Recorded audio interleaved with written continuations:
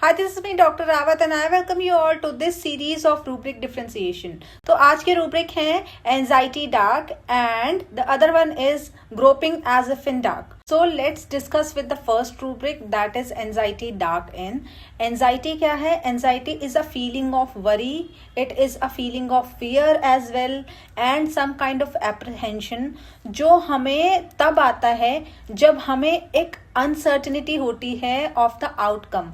Anxiety में हमें पता नहीं है कि आगे क्या होने वाला है. हमारी एक ऐसी चिंता जिसमें हम कुछ एक्शन नहीं ले रहे हैं पर हम सिर्फ चिंता कर रहे हैं, हम सिर्फ सोच रहे हैं उस सिचुएशन के बारे में. And the second word here is dark. Dark is अंधेरा कमरा. कैसा होता है कि आपको कुछ नहीं पता है कि कहाँ पे क्या रखा है. आप किसी चीज से टकरा सकते हो, आपको चोट लग सकती है, आप पर कुछ गिर सकता है, तो आपको वहां पर इंजरी होने के चांसेस ज्यादा हैं अगर आपने ध्यान नहीं रखा तो. वो है डार्क का सिचुएशन. अब पेशेंट किस तरीके से आता है?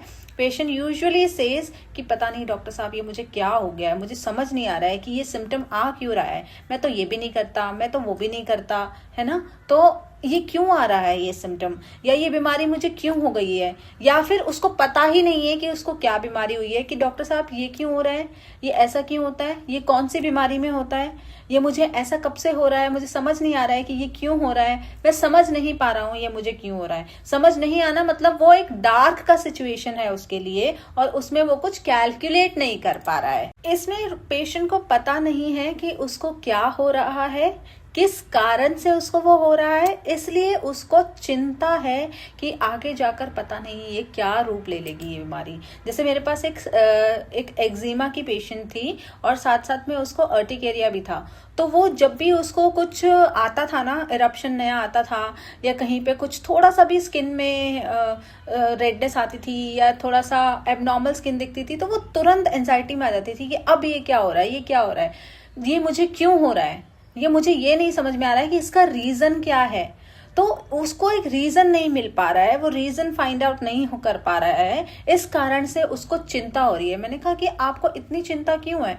तो उसने कहा कि अगर मुझे पता होगा ना कि ये क्या है तो I will avoid the situations जिसकी वजह से मुझे ये होता है. तो इस एंजाइटी डार्क में होने के कारण बहुत सारे हो सकते हैं. पेशेंट्स के अलग अलग कारण हो सकते हैं. जैसे उसको उस बीमारी से बचना है, उसको उसके प्रिकॉशंस लेने हैं, या फिर उसको आगे उसको कैसे बढ़ने से रोकना है वो उसको आगे प्लान करके रखना है. इस कारण से उसको अपनी बीमारी के बारे में जानना है.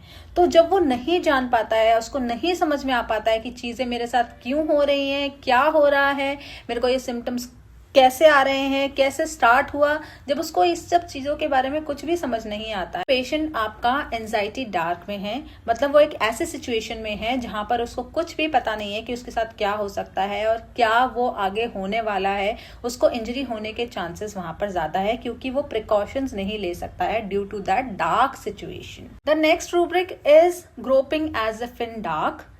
इसमें क्या है कि पेशेंट डार्क में ही है, उसको नहीं पता है कि क्या चल रहा है, उसको नहीं पता है कि ये सिचुएशन क्या है, पर वो he is trying to find out the reason और trying to find out the solution of the problem.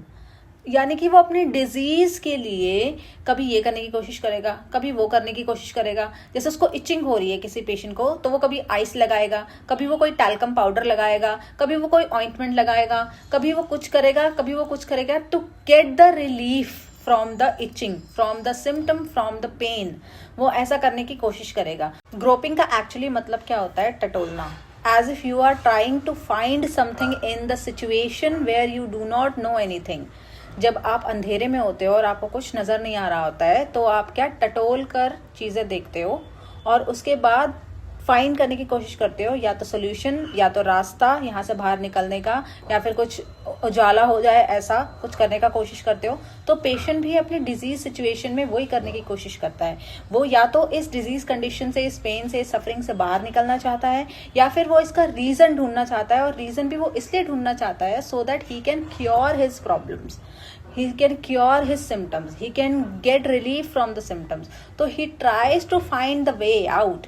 That is what we call is groping as if in dark. तब हम पेशेंट में ये वाला रूब्रिक ले सकते हैं. और एंजाइटी में वो कुछ कर नहीं रहा है, he is just thinking and worrying and getting scared that ये मुझे क्या हो रहा है, मुझे समझ नहीं आ रहा है। जब आप एक ऐसी सिचुएशन में हो जहां पर आपको कुछ समझ नहीं आ रहा है कि इससे बाहर कैसे निकलना है, तो आप एंजाइटी में चले जाते हो। और वो सिचुएशन जहाँ पे आपको कुछ नहीं पता है, that situation is the dark for the patient. वहां पर वो लाइट ढूंढने की कोशिश करता है। तो एंजाइटी डार्क वाले पेशेंट लाइट ढूंढने की कोशिश करते हैं, तो वो लाइट डिजायर में भी होते हैं।